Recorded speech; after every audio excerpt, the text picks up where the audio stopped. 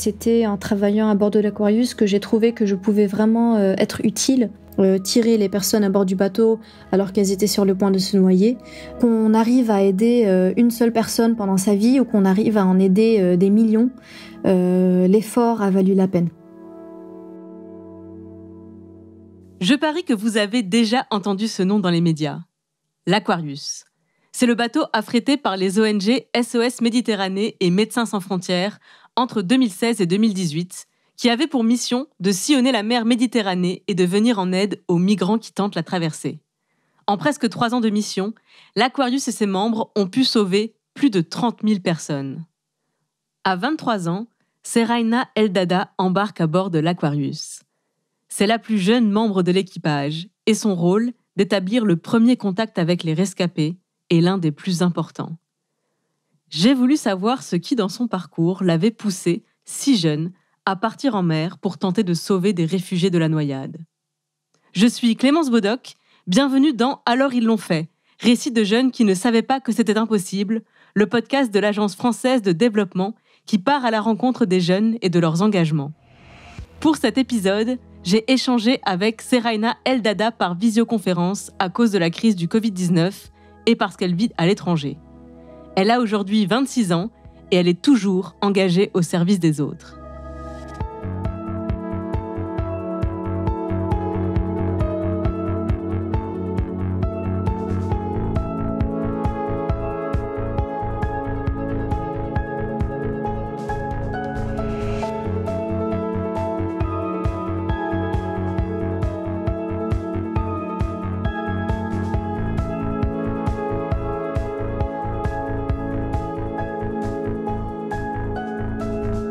Aujourd'hui, Seraina, tu travailles pour Médecins sans frontières, mais j'aimerais qu'on revienne aux origines de ton engagement.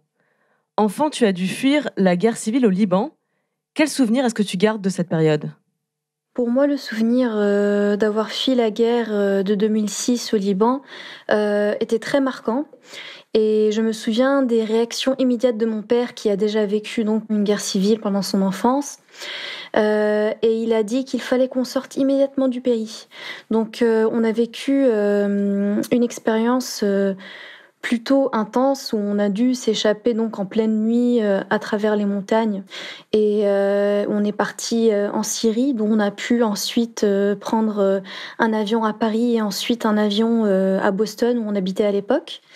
Et on était vraiment une des dernières familles qui ait réussi à sortir du pays. Le pays entier se faisait bombarder et une des dernières routes qui était encore utilisable était celle qu'on avait prise. Et d'ailleurs, un des ponts qu'on a pris, qu'on a traversé, a été bombardé à peu près une demi-heure après qu'on l'ait pris. Et voilà, c'était en fait mon premier contact direct avec un conflit armé qui m'a vraiment fait ressentir la vulnérabilité de ceux qui n'ont pas, comme moi, la chance d'y échapper. Avec ta famille, vous réussissez à quitter le Liban in extremis. Ensuite, vous rentrez à Boston, où vous habitiez à l'époque. Comment se passe la vie après ça ? La vie quotidienne après le retour à Boston était très étrange. C'était une sorte de cauchemar vivant de voir la guerre se dérouler sur les écrans de la télé, tout en sachant que ma famille était là-bas et que je ne savais pas à tout moment s'ils allaient bien, si eux étaient aussi pris sous les bombardements. Je me demandais pourquoi certaines populations, certaines communautés devaient souffrir ainsi alors que d'autres avaient accès à la paix et à la sécurité.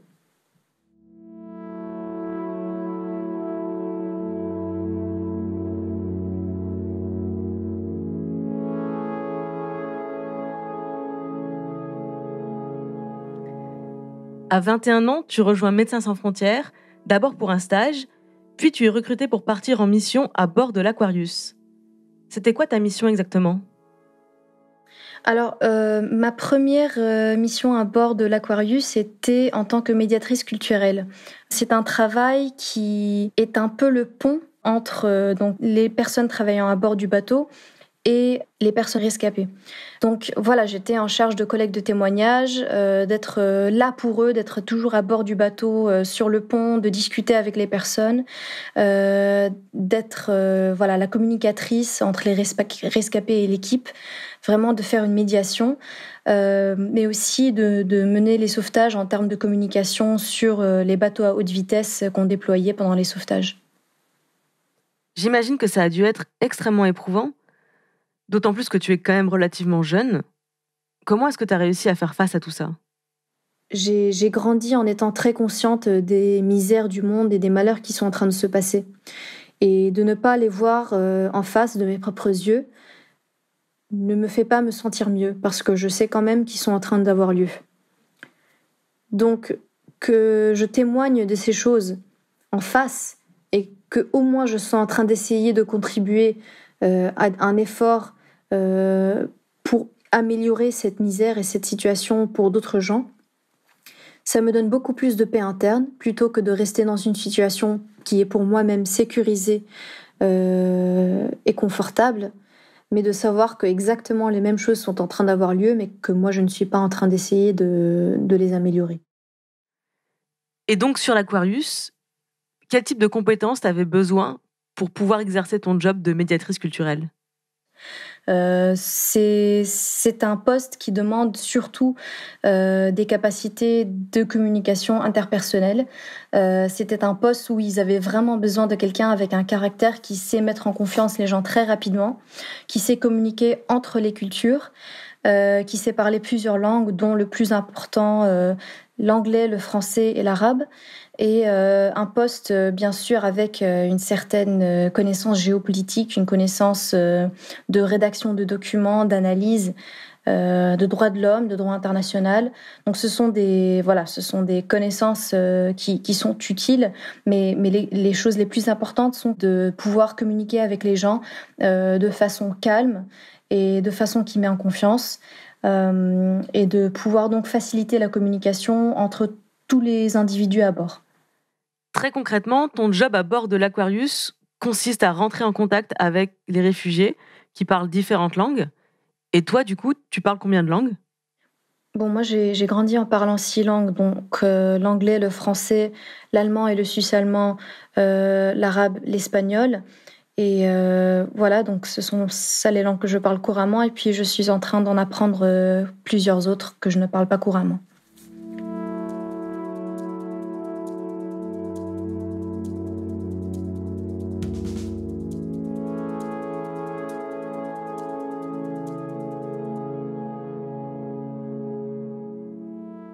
Vous êtes sur l'Aquarius et vous repérez un bateau. Qu'est-ce qui se passe ? Comment se passe l'approche ? Alors, ce que moi je décris, c'était pendant mes jours à moi sur l'Aquarius. Donc, ça, c'était entre 2017 et 2018. Et à cette époque-là, ce qu'on faisait, c'est qu'on scannait déjà, pendant qu'on était dans la zone, dans les eaux internationales au large de la Libye, quand on était dans la zone de sauvetage. On faisait donc des scans à 360 degrés, 24 heures par jour, pour essayer de trouver des bateaux en détresse. Ensuite, les équipes se mettent ensemble et on commence à préparer les RIB, les Rigid Hull Inflatable Boats, les bateaux à haute vitesse, pour faire notre première approche et pour faire le sauvetage lui-même. Donc, on déploie nos bateaux à haute vitesse et donc moi je fais partie de l'équipe qui est déployée sur ces bateaux et c'est moi qui fais donc en tant que médiateur culturel la première approche. Et pourquoi ce premier contact que tu dois établir est à ce point déterminant ? Ce premier contact est celui qui va décider de la relation entière qui existera et la dynamique entière qui existera avec ces personnes en détresse. Déjà, la première chose la plus importante, c'est de les mettre en confiance et de les calmer parce que c'est une question de vie ou de mort. Donc quand je dis qu'il faut mettre en confiance les gens, c'est littéralement pour éviter une sorte de panique qui peut très très rapidement mener à la chute de personnes de leur bateau précaire, des personnes qui tombent par-dessus bord, qui vont malheureusement avoir de grandes chances de se noyer parce que beaucoup de personnes ne peuvent pas nager. Donc il faut qu'ils puissent coopérer avec nous, qu'ils écoutent nos instructions et que tout le monde reste calme pour que justement on fasse un sauvetage de la façon la plus sécurisée possible. Et qu'est-ce qui se passe Une fois que les migrants arrivent à bord de l'Aquarius, Une fois que les rescapés, donc les survivants, arrivent au bord de l'Aquarius, déjà ils sont pris en charge médicalement par MSF et on leur donne également de quoi manger, de quoi boire, des habits propres et secs et des vivres essentiels. On s'occupe de leurs besoins primaires. Après, on essaye aussi de les informer de la situation, de les informer de où ils sont, qui nous sommes, et de ce qu'on va essayer de faire pour les aider, c'est-à-dire les amener au port sûr le plus proche, qui nous sera donc désigné par les autorités maritimes appropriées. je crois que j'imagine pas du tout le type de difficultés auxquelles tu as dû faire face en tant que médiatrice culturelle. Est-ce que tu as des exemples ? Parfois, on fait face à des personnes qui sont en crise psychologique. Parfois, on fait face à des personnes qui ont des problèmes de santé très graves. On a même des gens qui sont touchés par des balles qu'il faut immédiatement traiter. Parfois, il faut traduire les consultations médicales que fait l'équipe médicale de MSF pour que le patient puisse être mieux traité. Il y a beaucoup de situations sensibles auxquelles on fait face. On fait aussi parfois face, par exemple, à des interlocuteurs de la garde-côte libyenne dans d'autres navires. Donc il faut que je monte sur la passerelle avec le capitaine pour traduire les communications, pour parfois aussi calmer les tensions qui sont peut-être en train d'escalader. Il y a une centaine de tensions ou de situations sensibles que je pourrais te décrire. En général, il faut juste toujours avoir l'œil ouvert et justement savoir comment médier pour garder le calme entre les équipes, entre les personnes rescapées à bord, et essayer justement de clarifier les communications au maximum. Dans ton intitulé de poste, il y a médiatrice, mais aussi culturelle, une dimension qui m'intrigue assez. À quel point tu as dû gérer des différences culturelles à bord de l'Aquarius ? Eh bien, il y a beaucoup d'éléments à prendre en compte, comme avec tout travail qui engendre un contact interculturel. Par exemple, il y a des personnes qui souhaitent avoir un espace pour prier. Et je ne parle pas que des musulmans, je parle aussi des chrétiens qui parfois, par exemple, il y avait souvent des groupes de personnes érythréennes chrétiennes qui venaient à bord et la première chose qu'elles faisaient, avant même de boire de l'eau ou de faire quoi que ce soit, c'était de se mettre en groupe et de commencer à chanter des chansons d'église et de prier, parce que ce sont ça les priorités quand on vient de survivre à une expérience qui a presque mené à la mort. Donc voilà, la culture est un terrain tellement vaste et plus on essaye tout simplement d'être sensible à la grandeur de la diversité humaine qui existe parmi les personnes à bord, mieux la communication et mieux la dynamique sera cultivée.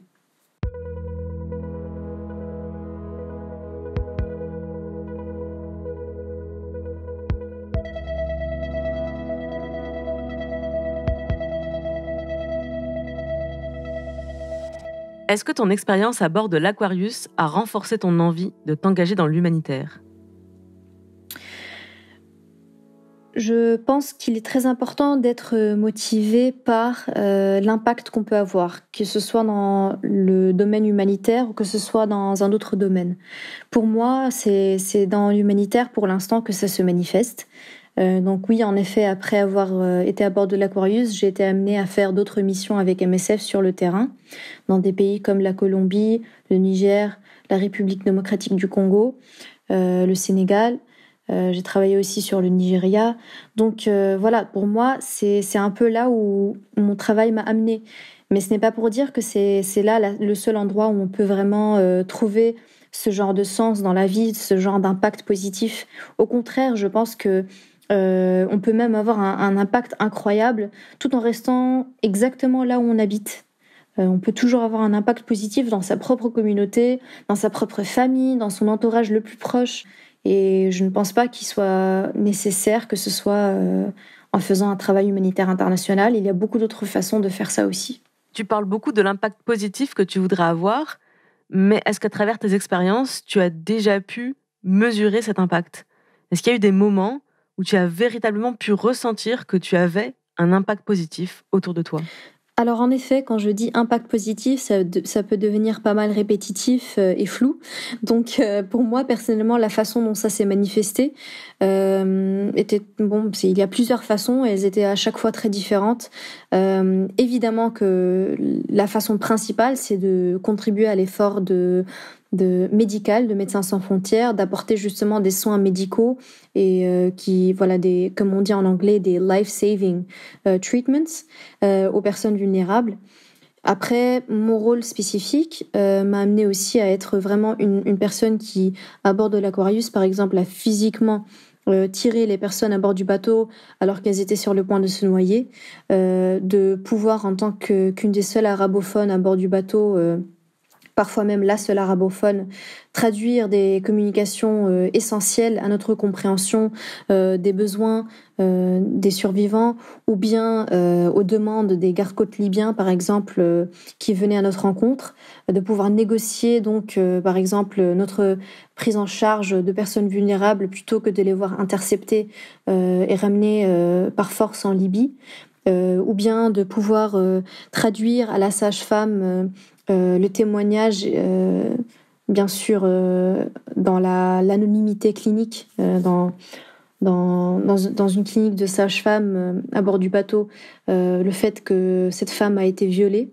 et de pouvoir donc lui donner le traitement nécessaire. Ce genre de choses m'ont vraiment permis d'avoir une valeur ajoutée au travail de l'équipe. Mais ce n'est pas que moi qui ai une valeur ajoutée. Chaque personne dans l'équipe, bien sûr, a sa propre manière, sa valeur ajoutée. Mais ce sont un peu des exemples de moments où je me suis sentie vraiment utile, où je me suis dit, bon, là, c'est quelque chose que j'ai pu apporter à cet effort pour minimiser un peu la souffrance de personnes vulnérables. Et est-ce que dans ces moments-là, tu ressens de la fierté ? Ou est-ce que tu as plutôt une vision pessimiste et l'impression de vider l'océan à la petite cuillère ? Ce que je fais, c'est peut-être difficile à croire, mais le travail que je fais est vraiment pas pour me donner un sens de satisfaction personnelle.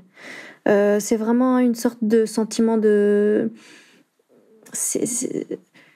La façon dont je perçois mon travail n'est pas pour jouer à l'héroïne. Je n'essaie pas de jouer à l'héroïne qui sauve le monde. D'ailleurs, oui, je suis de l'avis que ce n'est pas réaliste. Mais j'essaye au moins d'apporter ce que je peux apporter à un effort qui vaut la peine. Donc pour moi, c'est évidemment très douloureux de voir la quantité de misère et de violence qui existe au monde et d'y faire face de si près. Mais en même temps, je me dis, si on se dit que autant vaut ne rien faire du tout parce qu'on ne peut pas vider l'océan à petite cuillère, comme tu dis, eh bien, on est en train de se mentir en disant que le petit impact qu'on pourrait avoir ne vaut même pas la peine, et donc autant vaut ne pas avoir d'impact du tout. Moi, je ne suis pas d'accord avec ça, avec cette façon de réfléchir. Je me dis que même si l'impact que j'ai est tout petit, il vaut beaucoup plus que de n'avoir absolument aucun impact. Donc pour moi, qu'on arrive à aider une seule personne pendant sa vie ou qu'on arrive à en aider des millions, l'effort a valu la peine.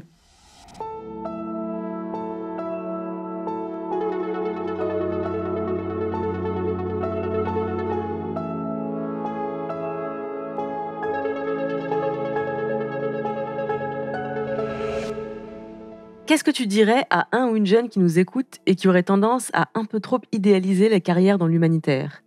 Non pas que j'essaie de décourager qui que ce soit de s'engager, mais je ne voudrais pas non plus qu'on donne une vision trop glamour de ce secteur.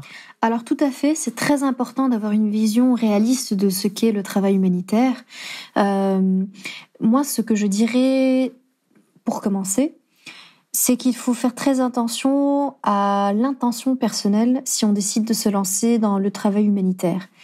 C'est-à-dire que ce n'est pas tout simplement en devenant un travailleur humanitaire qu'on va devenir, qu'on va devenir quelqu'un qui pourra avoir un impact très positif. Ça dépend vraiment de soi-même. et de la façon dont justement on choisit d'entreprendre son travail. Il faut faire attention, par exemple, si on décide de se lancer dans l'humanitaire, de ne pas rentrer dans une certaine dynamique de super-héroïsme, de penser qu'on pourra mettre une cape sur le dos et être Superman ou Superwoman, et voilà, faire une grande aventure et sauver le monde. Pour moi, et mon conseil personnel, basé sur mon expérience, serait que il faut vraiment se poser des questions très honnêtes avant de se lancer dans le travail humanitaire sur le pourquoi. Pourquoi est-ce que je veux travailler dans l'humanitaire ? Et si la réponse est que c'est excitant, que ce serait une aventure comme aucune autre, de peut-être se reposer et de réfléchir 2 fois sur si c'est vraiment dans l'humanitaire qu'on veut exaucer ce souhait. Parce qu'il faut vraiment se rappeler du fait que le travail humanitaire, c'est d'être au service de l'autre. Et c'est d'être au service d'un autre qui ne peut pas être au service de soi-même de la même façon qu'on peut être au service de ces gens-là, parce que ce sont des personnes qui malheureusement sont vulnérables à des violences et à des situations précaires qu'elles n'ont pas choisies. Et donc, si on décide de se mettre dans la position d'essayer d'améliorer, d'aider ces personnes à sortir de cette vulnérabilité, il faut donc aussi prendre conscience de la responsabilité qui vient avec ça. Il ne faut donc surtout pas oublier qu'il y a une certaine responsabilité à prendre en charge si on décide de s'engager au service de ces personnes-là.